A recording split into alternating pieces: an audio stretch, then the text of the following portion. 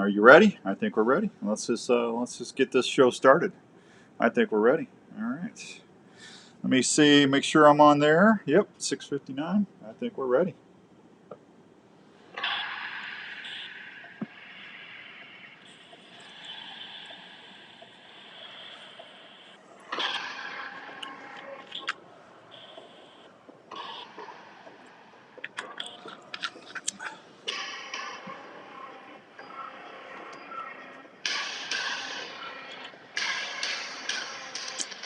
All right. Welcome to this edition of the Unknown Files. We're got a fun show for you tonight. It's going to be a lot of fun. We're going to be talking about the ghosts of Gettysburg.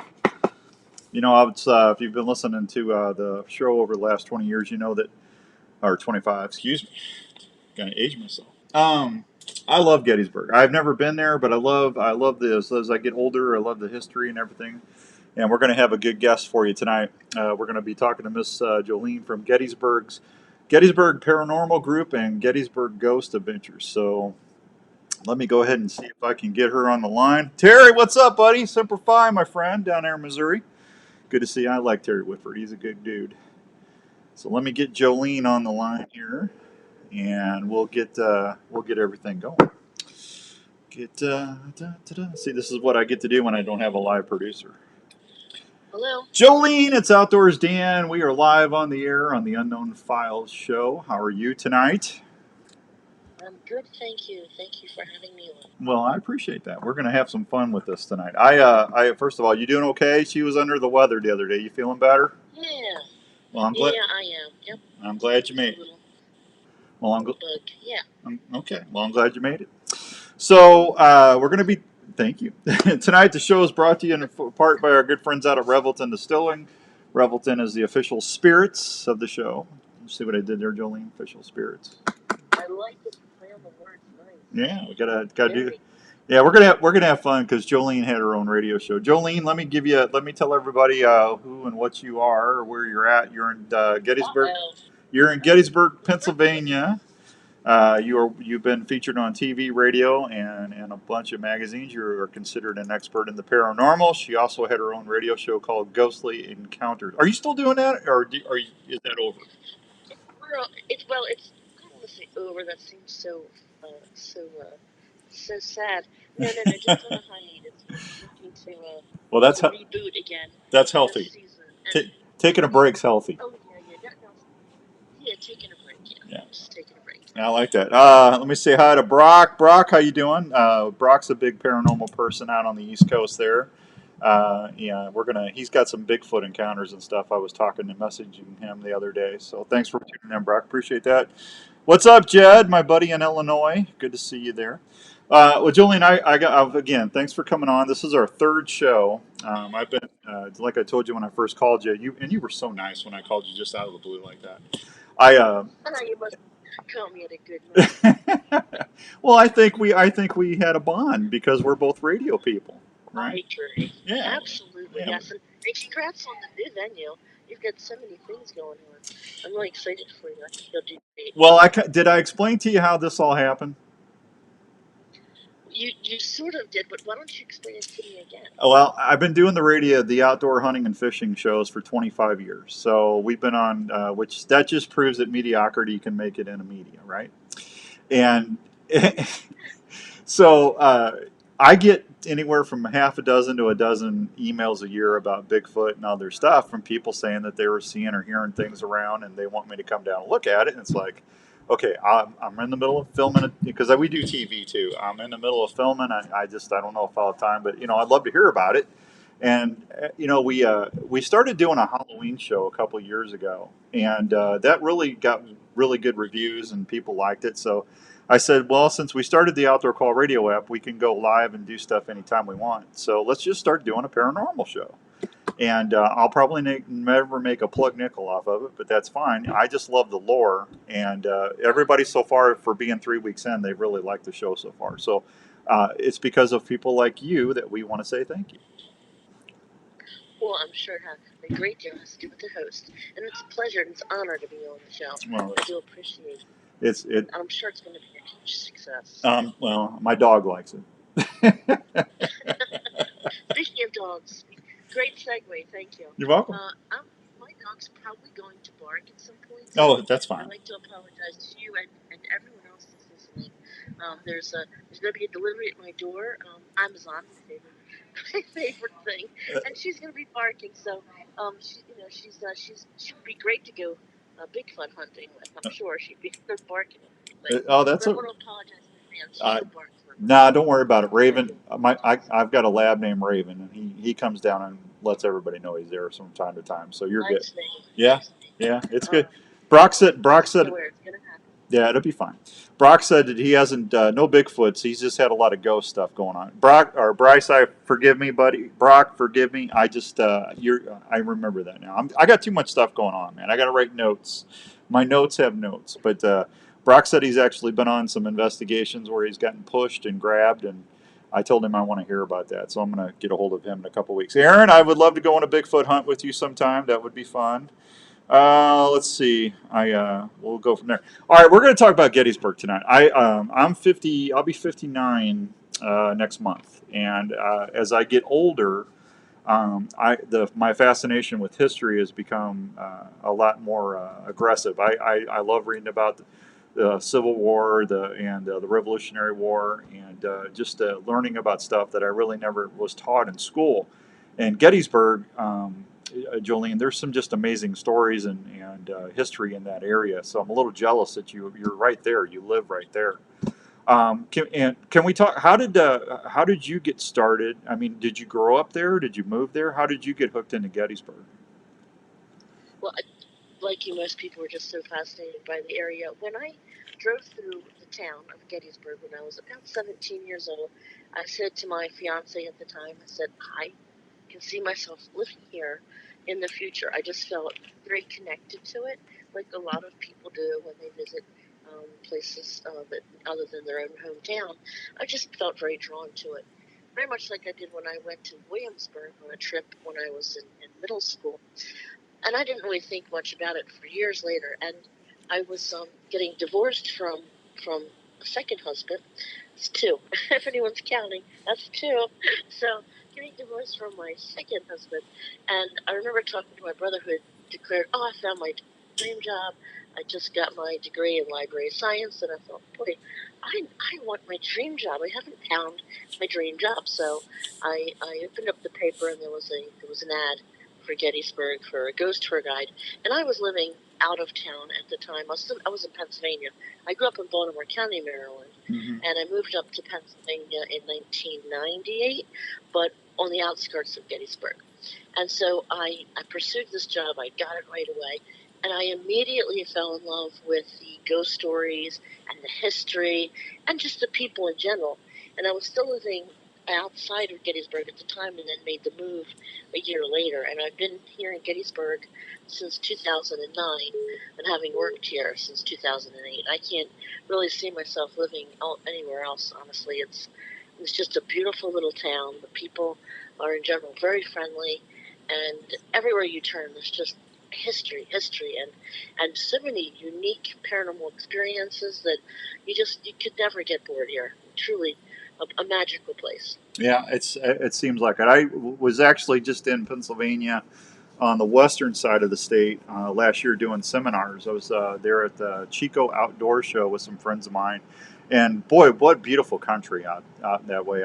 It was almost, I don't know how else to say it. It was like going back in the 40s and 50s with those little townships and stuff and the rolling hills, and it just beautiful area.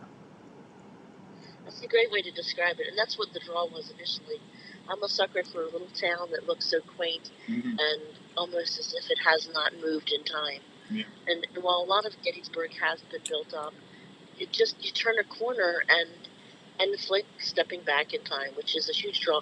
And there's nothing like being in your house and hearing the horses clopping, down the main street with the carriage attached. And I love hearing that. It's such a great feeling. So you guys got cobblestone streets and stuff? Gosh, don't I wish? No, no, it's or just pavement, just regular. Yeah. I wish we did. Yeah. I really wish we did. No, that's all right.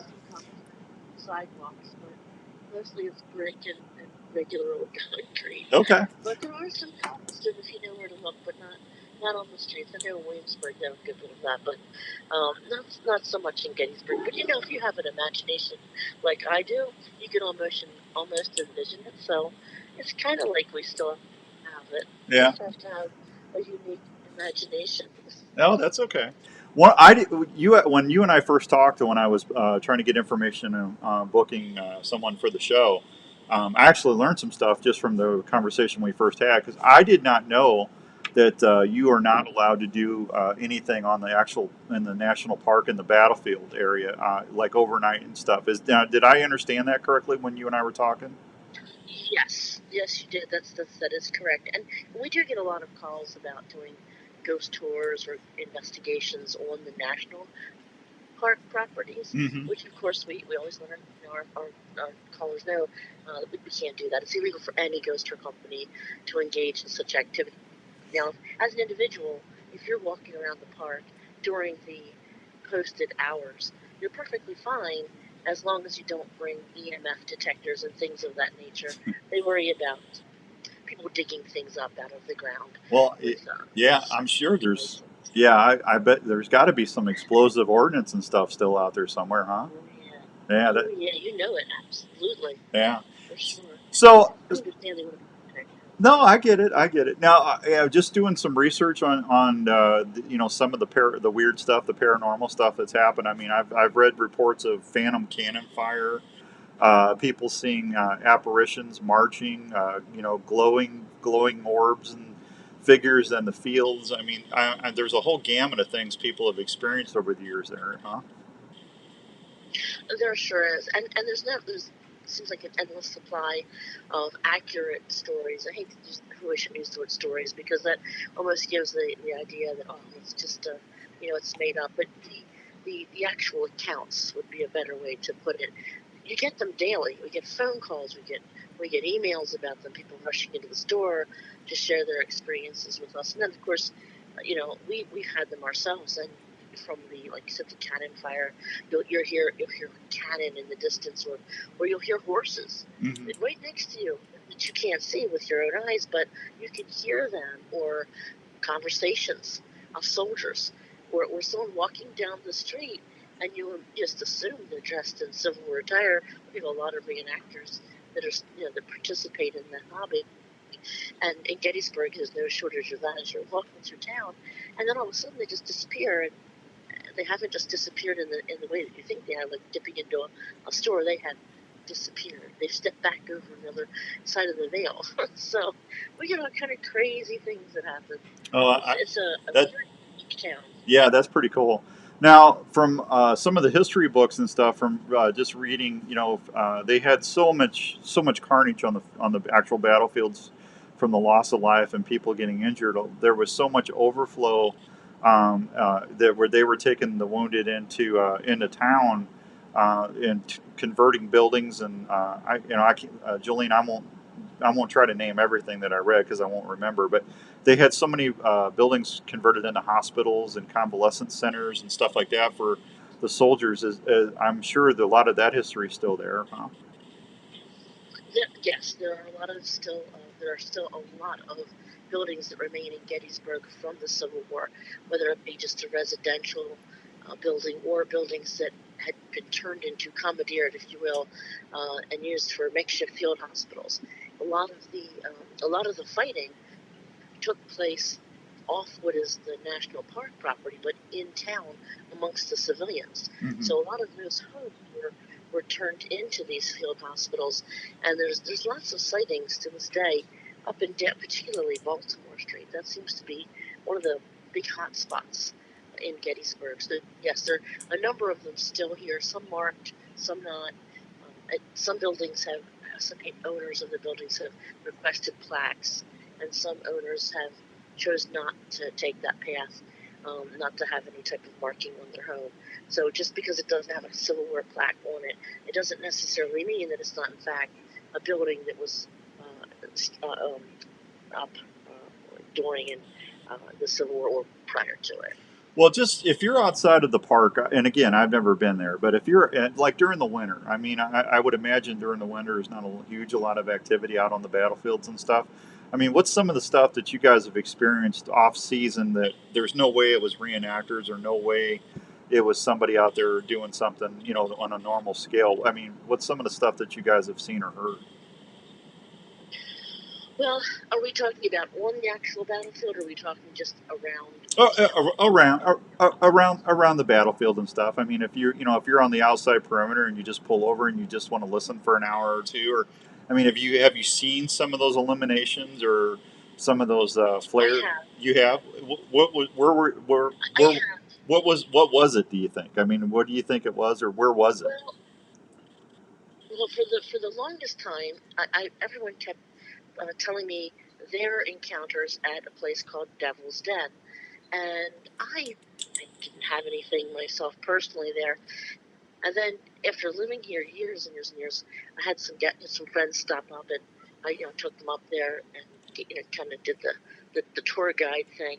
And I was up there and I was just sitting off on one of the rocks as they were exploring, and I looked over to the wooded area, and I on the trees I saw a soldier peeking out, and Out of the he, trees? he just out from the trees, and I didn't get a picture, but I saw it, and he just disappeared. And I Wow. don't mean like movement, like move behind a tree, just dissipated, Dissipate. like a fog would. Gotcha. It's very hard to explain. And it was the first time that I had seen that, and the only time I experienced something myself at Devil's Den. The other place that just stands out for me is we went to a place called the Engine House. Now that was made somewhat famous by one of the ghost hunting shows, and it's not a place you can go. It's not open to the public. And I had the great honor to go there by a gentleman who makes ghost hunting equipment. I don't know if I'm allowed to name him or not on No. here. Well, no. You can say whatever. You go ahead. His name is Gary Galka, and he traveled around with the Ghost, I believe the Ghost Adventure guys, but he was just by himself here, and he wanted to try out a new piece of equipment, so we facilitated that as giving him a location for it, and then in turn he took me to the engine house with his group of friends that he had brought up with him, and up to this point, Gary said he had never seen an actual. He never had like a physical encounter where he could see a visual encounter rather of a spirit. And I saw one at the engine house crouching down. It was a gentleman in like a butternut uniform, and like I usually do, I keep a notepad with me, and I wrote down what I saw, and I did a quick little sketch, and I was writing this and drawing this, and I told him to look over in that direction, and he did, and he described the same man to me, and I showed him the picture, and he said that was the first time he had seen an actual spirit, and that was pretty exciting for me, and he didn't do anything. He just like he looked like he was tying his shoe. you know, a lot of times, people are expecting the spirits to do something ghostly when they're just doing people things because they were people, physical beings at one point. So they're going to do very nice to see them doing what they did back in the day, like walking through a wall. But they're not walking through a wall, which is ghostly, right? Mm-hmm. They're walking through a wall because at one point perhaps there was a doorway there, and they're taking a path that they took in their day, or disappearing into the floor. There was most likely a set of floor steps going there downstairs at that particular place, or that point, which is why they're not disappearing into the floor. They're taking their path, the stairway, in a house that they knew, or a building they knew that's where it was. They're just repeating themselves, and it's so interesting our thoughts on them, them being spirits when actually they were people, so they're going to do people things. That's pretty But cool. they're all over town. You see them all over the place. And usually they show up when you're not really looking for them, mostly out of the corner of your eye. Our peripheral vision is much better suited for spotting spirits than our frontal vision. So always, you've probably heard this a million times. I saw it out of the corner of my eye. Well, that's why, because the peripheral vision is much better for seeing that type of thing. Okay, gotcha. Yeah, that's listen. I've seen some stuff now. As far the ghosts and stuff, I've actually seen some stuff And there's no, I mean, I've tried to debunk it, and there's two or three things that have happened to me that there was no way that that was normal. So it just I've got a couple things on video and over the years and stuff. So I truly believe in that. I really do. It's kind of crazy. 7:20 and some change here on the Unknown Files radio show. My guest is Jolene. She is with the Gettysburg Paranormal Society and Gettysburg Ghost Tours, and we're talking about the ghosts of Gettysburg. What about some of the buildings in town, Jolene? What can you tell us about those? Well, there's so many. Where can I possibly start? We actually take public investigations into a number of them. So if it's okay with you, I'd love to talk about some of them Sure. because I have the most experience with those. We have a place called the McCurdy Schoolhouse. It's a pre-Civil War building, and it's set up a one-room schoolhouse from the 1800s all the way up into 1952 when it finally closed its doors. And I had gotten this place for public investigations just simply by going past, and I saw a sign outside for lease or for purchase, so I thought I'd check it out. And then we acquired it for public investigations once I determined that it had enough activity. And you go in and do a preliminary investigation without the public. And it seemed to have some interesting voice phenomena, and we hadn't gotten any visuals at this point, but the voice phenomena was great enough to invite the public in. And shortly after bringing the public in, the children started to make their appearance in the doorways. You'd see a little blonde-haired girl in blue, or you'd hear the voice phenomena, or you'd hear gunshots. And Mayor's Division actually had there was a cavalry division, and they actually left their horses behind the schoolhouse to in an attempt to ambush the Confederate soldiers that were on the other side of the woods right behind the school. So it's got that Civil War history with the spirit, the soldier spirits, but the children are the main phenomena is there. We had one of our investigators named Robert, his nickname's Night Monkey. He had one of the school pictures out on the counter, and it's from the 1800s, and he put his flashlight above the photo, and he said, "Is there anybody here from this picture?" And a little voice came over. We could all hear it, but it also recorded on the voice recorder. A little voice came over, "Michael." Well, that could be a radio group.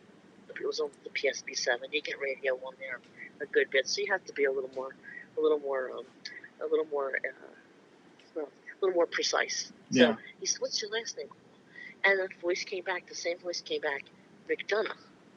Well, there's a roster of names on the bottom, so that name was on the bottom of this paper, the photograph, and he said, "Is there anybody else from the photo here with you, Michael?" And I'm telling you, could have heard a pin drop at this point. In this dark schoolhouse with one flashlight over the picture, you heard this voice come over, and it says, "All of us." Really? I'm telling you, that didn't give people goosebumps. So that's the McCurdy Schoolhouse, and we also have a place called the Murder House. The murder took place there in the 1800s, but I'm sorry, 1985. But it's a pre-Civil War building.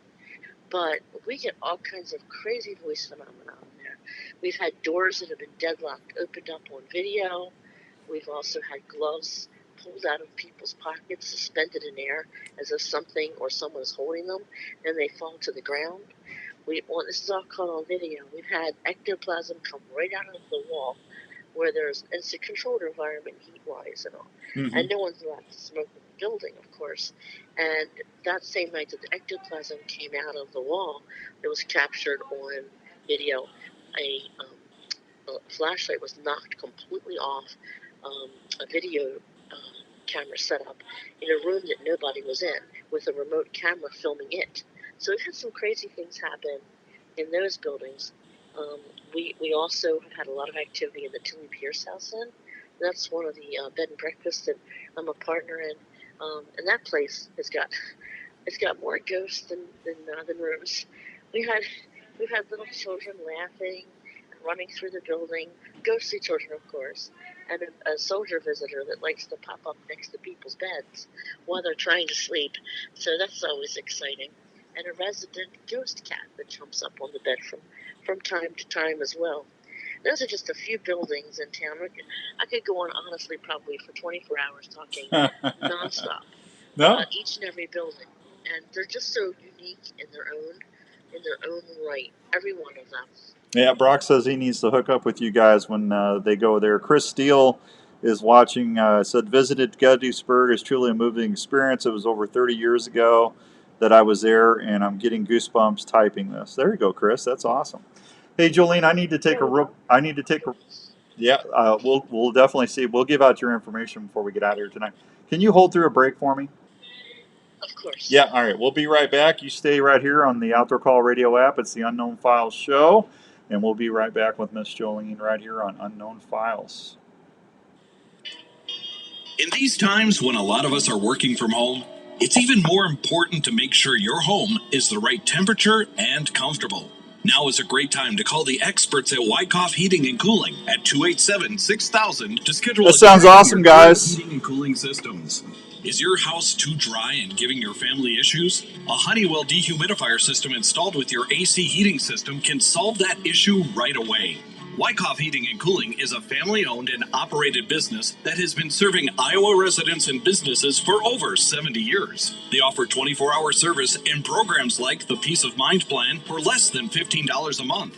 So if you want more time on the water or in the woods this year, please call the folks at Wyckoff Heating and Cooling for any of your home or business heating and cooling needs. One call to Wyckoff Heating and Cooling will bring you peace of mind under your roof every day. Whether it's camping, hunting, or fishing, you want your camping setup to be easy and your stay as comfortable as possible. Camprite has been helping folks enjoy the outdoors as everybody having a good night tonight? Since 1999. Camprite employees are outdoor enthusiasts that use and design each product to make sure your adventures are ones you'll want to remember. They carry great tents like the original tent cot that started it all. This fully enclosed, off-the-ground sleep shelter combines the comfort of a standard sleeping cot with the added protection of a tent. Camprite features several models of tent cot units, including single and double units. They also specialize in sleeping bags, camping tables, cooking prep units, chairs, and other fine quality outdoor products. With over 17 years of field testing great outdoor gear products, Camprite is the right choice to make adventures not only comfortable, but also carefree. Check out all these Camprite products at your local Sportsman's Warehouse or anytime on the web at camprite.com. That's Camprite with a K.com. Let's talk about a story, an Iowa story about a dream that took several years to come true in Osceola, Iowa. It's the story of Revelton Distilling Company. These fine distilled whiskeys, gins, and vodkas were born from the labor of Rob and Christina Taylor. It's amazing hearing the customers' descriptions of how unique each bottle looks and how each spirit tastes and satisfies with every sip. From the honey whiskey to the whiskey and cream, or the robust mulberry gin, American gin, or vodkas. Revelton Distilling visitors can't believe the flavor profiles the mixologists are creating at the distillery every day. Revelton Distillery is open Wednesday through Sunday in Osceola. They're located at 1400 West Clay Street, right off I-35. Revelton Distillery fine spirits are also available at your local grocery and other retailers around Iowa. Please check them out online at reveltondistillery.com or visit them at the distillery. If it's time to celebrate or just time to sit back and unwind, well, then it's time for a Revelton moment.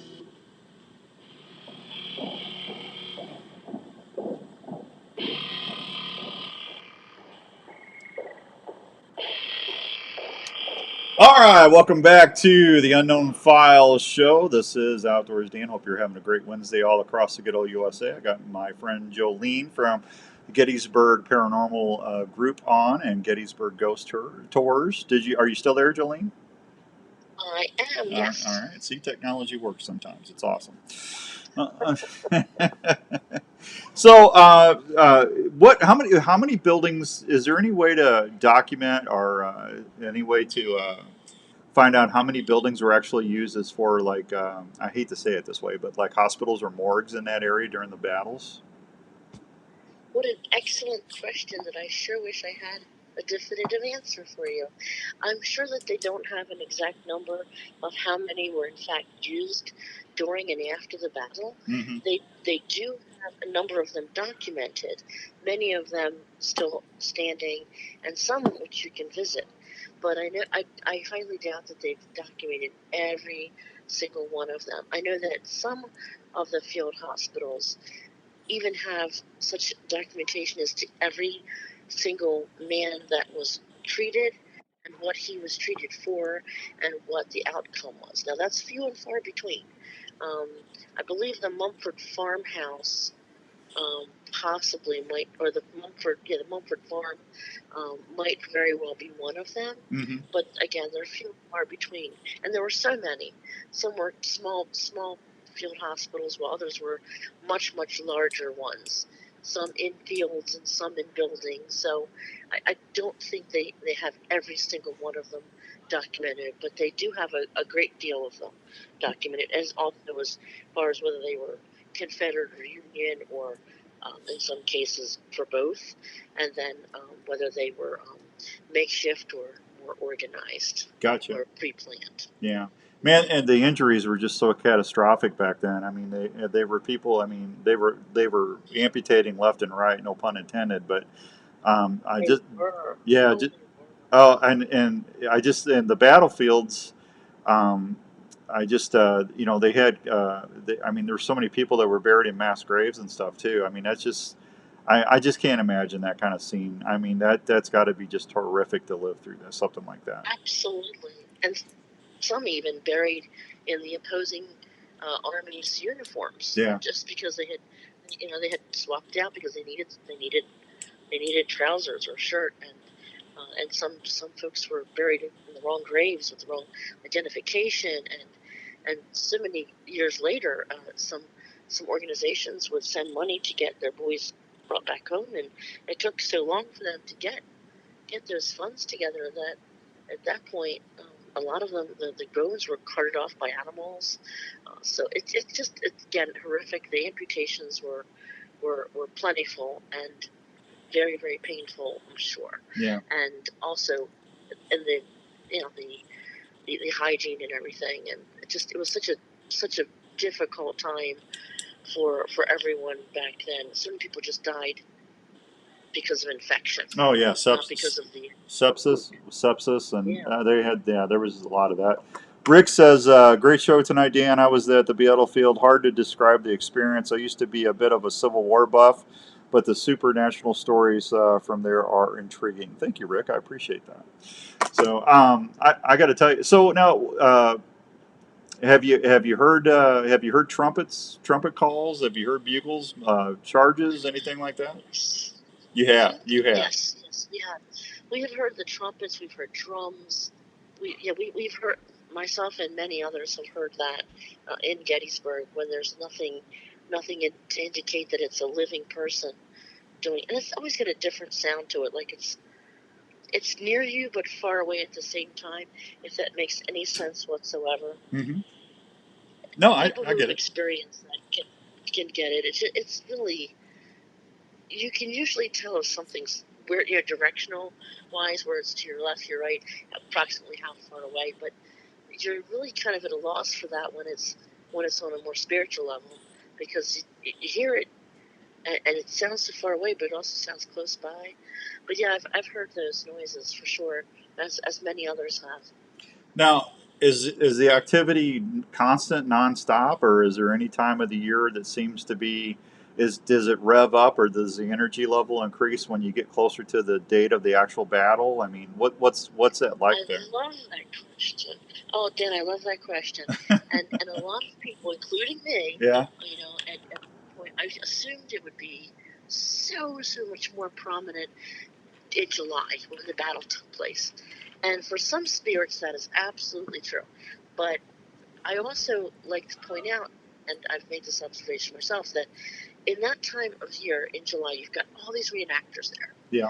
Which certainly help to either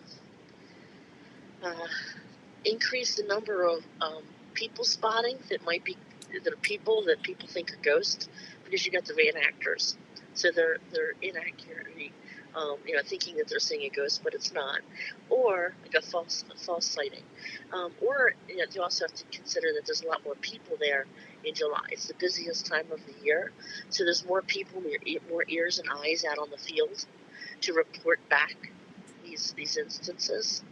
And then you've got all the trigger things that are going on with the uniforms that people are wearing, and the reenactments that are going on, and the firing of weapons that might also cause these things to ramp up. But I have found over the years that the busiest time for sightings is in August rather than July.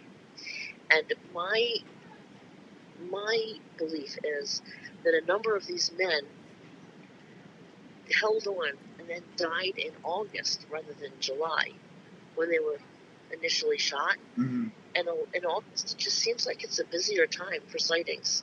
Wow, that's crazy. So just my observation over the years. No. I mean, you live right there. I mean, I believe you. There's we talked about this last night. We were talking. There's a really infamous house in Iowa called the Villisca Axe House, where these people got murdered. A real small house back in the 20s, and they never did solve the crime. But there's always something activity going around. And we were talking about the different types of hauntings. You got residual hauntings, which is like a big loop, like like a tape loop. I mean, it just keeps cycling and cycling, and then you have intelligent hauntings where they actually interact, or you can do the hey, knock 3 times if you're here. You can try to do those types of investigations. So there's different types of, and then you got poltergeists and all this other stuff that different categories, but. It just seems to me like you probably got a mix of everything as far as the residual and the intelligent hauntings going on out there. Absolutely, we sure do. Sure do. There's plenty of both. I would imagine. Right. I would imagine. All right, now I actually looked on before I called you. I was doing research on your website, and you got a big paranormal team. You got several people on there. How long have you guys been doing all this? Well, when I came to this particular company that I work for now, Gettysburg Ghost Tours, mm-hmm. I founded the organization Gettysburg Paranormal Association that does the public hunts for Gettysburg Ghost Tours. And we do have a number of investigators. The website's not accurate right now. We're getting ready to revamp and put a new setup, and it's sometime this year. We've kind of had some issues with the website, but so not all of the guys and gals you see on there are current. Some of them are. Okay. And we still have Patrick and Night Monkey, myself, of course. But a number of them aren't with us anymore. We have some new folks, and so we've been doing the public investigations for Gettysburg Ghost Tours since June of 2009. Wow! So you've been at it for a while. Oh yeah. What type of equipment do you use? Well, we a variety of different types of equipment, and we try to steer away from grabbing and using the things right out the gate that haven't been tried and tested a good bit. Some things we find just don't work as accurately as described. Mm-hmm. When purchasing, but we also try to get things for people who just want to try equipment out. They see it on TV, and even though each one of the investigators on my team, we all have our favorites.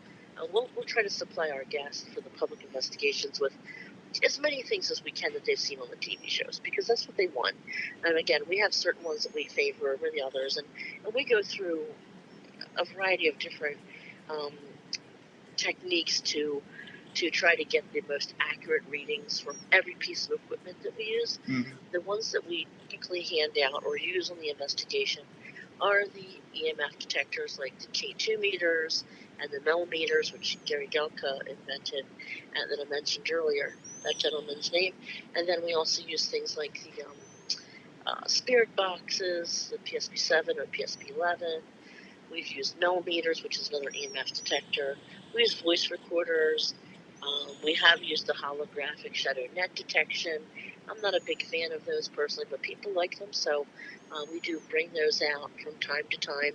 The Ovilus, people like to use those, the FLIR thermal imaging cameras, the VRM, which detects EMF. It also allows you to hear disembodied voices in real time. And then we have a new piece of equipment that we just started using that indicates where it's a ghost seeker. It indicates, it's almost like it gives you an alarm. An alarm goes off if a spirit walks in its path, and it also gives you direction as to where it is, so you can take pictures or further investigate it. So Is that just in a nutshell, that's what we use. Is that the one that shows like a stick figure if there's an entity or something? No, we don't use that. Okay. We don't use that, and I'll tell you why we don't use it. I know a lot of people absolutely love that, and some people on my team have indicated they'd like us to get that set up, and we may. But I've heard mixed reviews on it, whether it's accurate or not. And the last thing I want to do is put something out there that a year down the line or 2 years down the line, everyone has turned against it. It doesn't work. It's not accurate, and then we look foolish, and we certainly don't want to, present something to our guests that's not accurate in our opinion. So the jury's out on that one still for me. Brock says, why I've pulled the trigger on it yet. That's all right. Brock says he absolutely loves the SB7T split spirit box. Me too. Yeah, definitely love it. And then Rick says Rick says he's been seeing 27 turkeys on his way home from work the last 2 nights. They are definitely haunting him. Yeah, Rick, I can relate, man. It's 27. That's a nice flock. That's all right. I bought a FLIR monocular recorder from FLIR this year, and boy, they're not cheap. I'm telling you, but no, they're not. but Certainly not. but they're really cool. I mean, you can go out and see some pretty cool stuff out to 300 yards away with it. You can, and we do have 2 of those that we have acquired over the years, and they were the big thing a while back, and they're making a comeback again. So they're tried and true. We've gotten some interesting things on them for sure. So we'll probably continue to keep those in our so-called ghost hunting arsenal, if you will. The one thing that, unless I missed you say it, and Jolene, please forgive me. I think half the stuff, or what did I say 2 weeks ago? I said 90% of the stuff you see on TV is all BS. It's all scripted. It's all written out for. It's a show. Some of the people that I've actually talked to that I know really go out and do investigations, like yourself. I mean, there's a lot of times you go out and there's nothing. I mean, you go out for 2 or 3 days and nothing happens. I mean, it just doesn't happen every time you go out. But the flashlight test, to me, I'm intrigued by that one, because if you unscrew that cap where it's slightly and you don't move it, to cause that thing to have contact to turn on and off, to me, that's a pretty neat test. Well, may I be completely honest with you? No. Tell me, is that BS too? Well, okay. I was a big fan of the quote-unquote flashlight trick.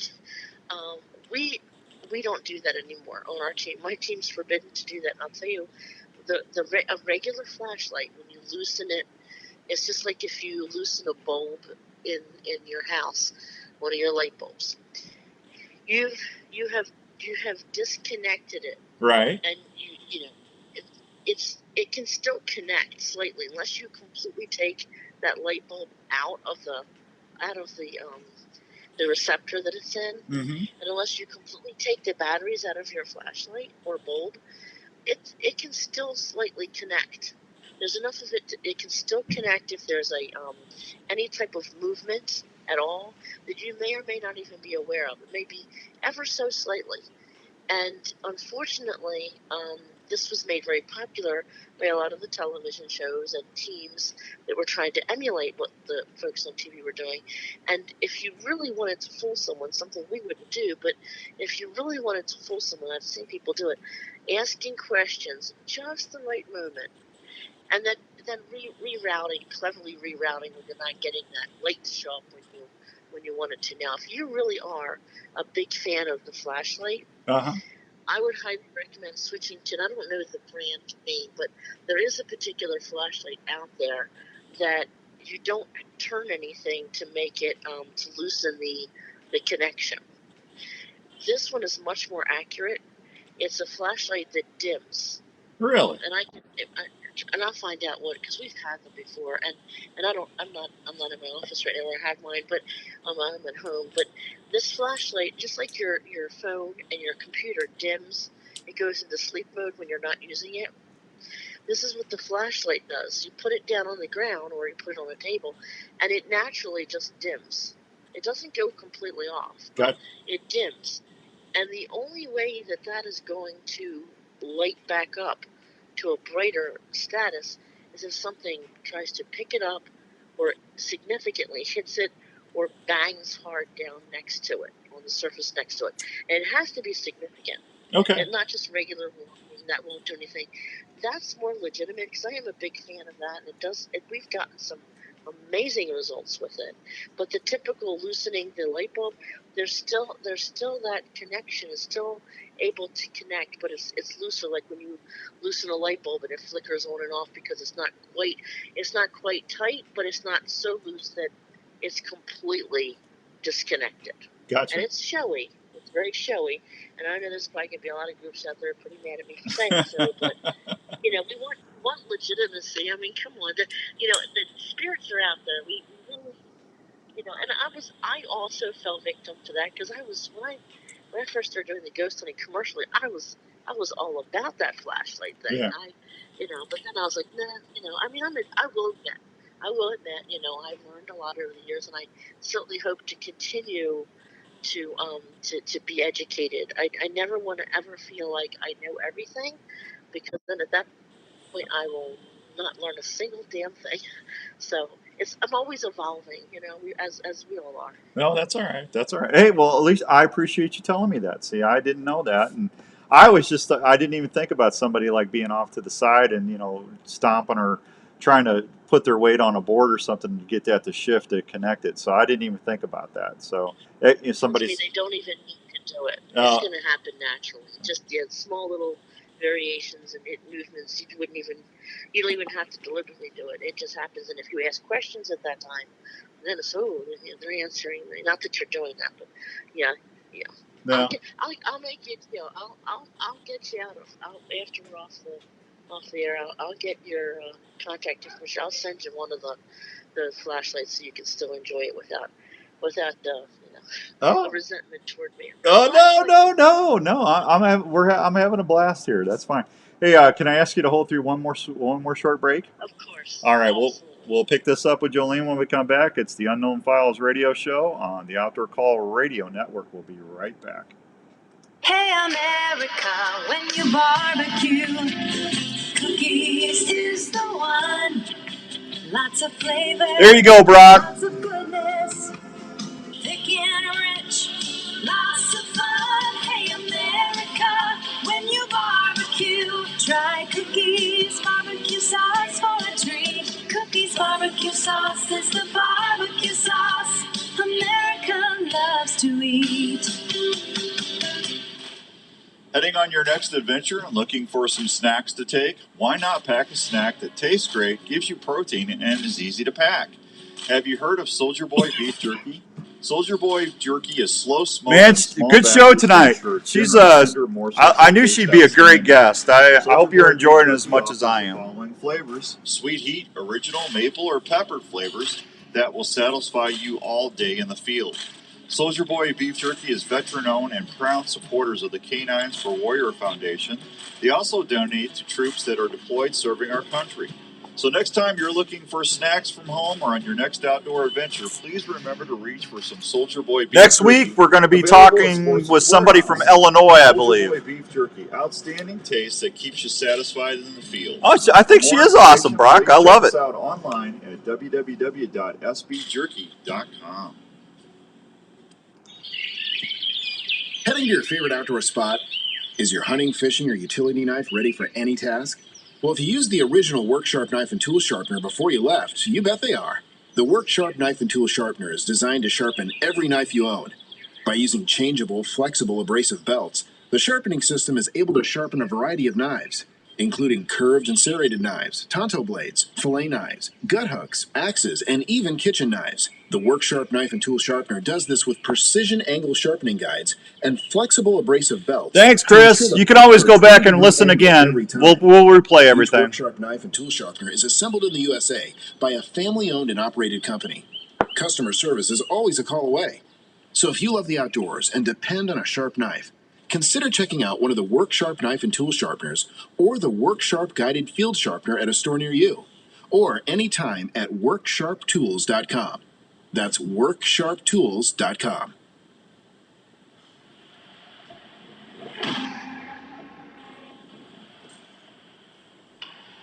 All right, welcome back to the Unknown Files, case number 3, Ghost of Gettysburg. We got our friend Jolene from the Gettysburg Paranormal Group and Gettysburg Ghost Tours, and we're talking a little bit about what's going on and around the Gettysburg area. So, Jolene, any other famous places you've been to around Pennsylvania you want to share with the folks real quick? Well, we've actually, to ask that, we've just started a new YouTube channel called On the Hunt with GPA, standing for Gettysburg Paranormal Association. And we've actually started branching out a little bit out of Gettysburg.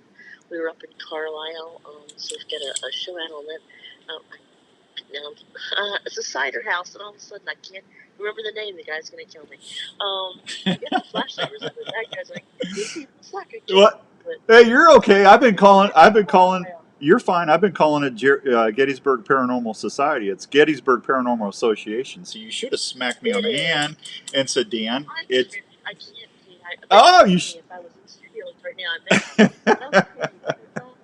It's okay. It's it's a long name. It's too long. That's what we call it, GPS for short. But we've been at Carlisle, so we've been trying to get out and Grand Illusions. Grand Illusions at Carlisle. Definitely go check it out if you get a chance. Very, very active location, and we had a very good time doing a show on that. That was super fun, and we just started branching out of Gettysburg. So we've been to places. Years ago, we went out to the Heater House out in Antietam, out on the actual Antietam battlefield. We Really? Distinct honor of being. Yeah, we were able to stay all night long. They let us camp out. And we brought guests out with us. And let me tell you, they had cows, actual cows roaming around on this battlefield. And so you're out there trying to investigate, and it's kind of scary because they're big, and they leave behind these horrendous piles that you don't want to step in. So you've got all these extra elements to worry about. But there's a place called the Heater House right on the battlefield, and that is about as creepy as you can get. I was really scared to go into basics. A lot of spiders, and I'm not afraid of ghosts, but I sure am afraid of spiders, and that was pretty creepy. And we did there was the Crystal Caverns there, which were remarkable. That's caved in now, unfortunately. I'm glad it didn't happen while we were there, but we're the first folks in after decades of it being completely closed to the public, and they opened that up, and we just kept going further and further down into the caverns. And apparently a gentleman had, he was a gentleman, they talk about women scoring, this guy was scoring. His wife was cheating on him. He caught the wife with her lover, and he actually left the guy down there to die in the caverns, so it's kind of creepy. So we had a good time doing that. We do travel around a little bit, but we're just mostly in Gettysburg. But those are a couple of places just that pop out in mind. Just real quick, I did remember the name of the place, so I'm glad about that. Grand Illusions in Carlisle, Pennsylvania. That's awesome. All right, I got to ask you a question because I've been doing some research on paranormal stuff up in in the Northeast and the eastern part of the country. And don't laugh at me because I'm asking because I have no idea what this is. But have you ever heard of the Flannel Man? You told me not to laugh at you. Well, then you say that. How am I not supposed to laugh? I'm not laughing at you. I'm laughing with you. Apparently, there's some kind of thing where kids or people are up in the Maryland and up in Rochester or New Hampshire in the area where there's a spectral guy in flannel that's been bothering people for about 50 years. And I've never heard of it until I started just kind of doing random searches on weird stuff. But I had to ask since you lived in Pennsylvania. No, I'm really glad that you did, but no, I haven't heard. And I've lived in Maryland. That's where I was born and raised. So, I've never heard of the flannel man. Not never. Okay, well, Now I'm gonna have to look that up. well, Interesting. if you get in Western Pennsylvania, and if you ever hear of the legend of Mountain Man, just stay away from him. You don't want anything to do with him. His name's Rob, and he's actually a friend of mine, and he thinks he's a biker. So if you see a guy that says Mountain Man around, just totally keep your group away from him. Duly noted. You must know that when using a form to stay away from things, I'm notorious for running towards it. Oh, Rob's a big. Doomed to me now. He's a big teddy bear. He's one of our buddies that we talk about on. He actually has a show on the Outdoor Call Radio too. But his name's Rob Warwick, but we call him Mountain Man because he talks like this. Hey Dan, how you doing, Dan? It sounds like a mountain man. So I don't know. Fantastic fellow. Oh, he's a fine feller. He is. He's a real fine feller. All right, now if some. He's no flannel man. No, he's not. No, he's more of a, what do you call them things? Cuts. He wears a leather biker thing, and Okay. yeah, he's more of that kind of guy. But if someone wants to book a tour, or if they want to come out and see what the Gettysburg Paranormal Association, I got it right this time, is all about. Thank you. I appreciate that. I'll be here all week. Try the veal. Don't forget your servers. If someone wants to book a deal, is it just to go through the website? Is that the best way to do that? Well, it depends on what people like to do. You can certainly book online for a ghost hunt or a walking tour, which we do nightly. Oh, that's awesome. That website is GettysburgGhostTours.com. Okay. Or you can call directly and talk to me. I'll do your booking for you and take all the pain out of any of the booking. Or if you have specific questions or requests, and that number is 717-338-1818. We also have the Museum of Haunted Objects that I actually own. And that's in Jenny Wade's birth house, so the only civilian killed in the Battle of Gettysburg. So if you wanted to book a tour of the Museum of Haunted Objects, which has objects from Gettysburg and all around the world, that one you call directly 717-688-6129, and I'll be happy to book that for you. So when you book a tour, or you book somebody for like one of these adventures and stuff, I mean, do you actually take care of the lodging and all that for them too, or how does that work? We can. We have a number of associated businesses throughout Gettysburg that will give them not only great service, but also a discount. So, cool. Whether it be restaurants or other experiences while they're in town, other activities, and then lodging. Yeah, we can do the whole package for them if they'd like, and I'm more than happy to discuss their interests while they're here. Maybe point out some things that they may not be aware of that we can set them in the right direction. I'm always happy to help facilitate that.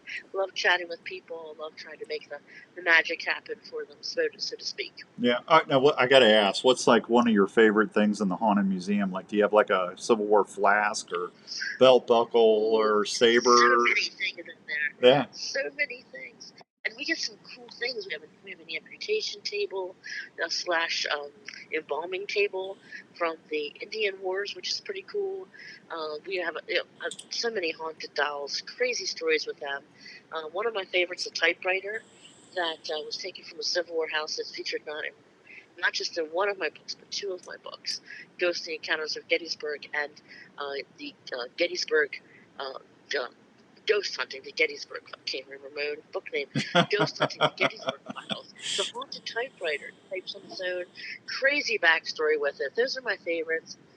We've got some really cool things in there, and we're always rotating things out. We have some Viking objects in there. We've got things from pretty much all around the world. So that's awesome. We're always adding. We may actually get a second location this coming year because it's been so popular. We added an additional location for that. Okay. 2 museums. Brock wants to know if he books a tour with you, is he allowed to record for his own show while he's on the tour? Absolutely. As long as he has permission ahead of time, and he's super nice to me. Yeah. Well, who couldn't be nice to you, Julian? Oh, come on. We all have our haters now, Hey, you know what? I've been doing this for so long. You know what I do when I get that? I just hit the delete key. Delete. I mean, don't even let them bother you. I laugh. I hit my laugh button. Yeah, no, I'd love to tell him it would be a pleasure. Just tell him to get in touch with me. No, he heard you. He Make heard. it happen. Yeah, he heard you. He's listening online. So that's awesome. Hey, can we get you back on again this summer sometime? I'd love to. I'll have another book out by then, and we can talk a little bit about them. I can share some things from books. Oh, that'd be great. yeah, we'll talk more about your books next time. I promise. And I want to hear. I want to hear more about the typewriter and everything. Brock says he's a teddy bear, so he'll be really nice. So. Well, that works out good. I have a fondness for teddy bears. Well, there you go. Not so much 27 turkeys. You just leave the turkeys to me. That's my favorite thing to bow hunt. So that's good. Deal. There you go. Well, listen, I want to thank you for being on the air tonight, and I really enjoyed the conversation, and I will get back in touch with you and get you booked out. And if something really neat happens, or if you got some info that you think the folks might want to hear about, please don't hesitate to reach out. I appreciate it. Thank you so much for allowing me on. It's been an absolute pleasure. And best of luck with all your sibling adventures. You're amazing. I don't know about that. I just want to be able to afford my oatmeal, Jolene. I need my oatmeal in the morning. So, hey, real quick. I gotta get information. I gotta get that flashlight out. Yeah. Oh, it's my pleasure. Hey, real quick before I go, tell them the website one more time. It's GettysburgGhostTours.com. Make sure you put the .com in, and you can call 717-338-1818. Tell them Spooky sent you. Spooky. Now, see, I went the whole hour and not called you that. See, I was so proud of myself. Jacket by Boo's name. We'll talk about that next moment. Well, you got a deal. Thanks, Jolene. Take care. Bye-bye. There you go. There goes Jolene. I'm out of here. We'll see you next time on the Unknown Files. Thank you so much for making us part of your Wednesday evenings. If you need anything, just go to theoutdoorcallradio.com. My email's right there. And until next time, be safe. See you next time.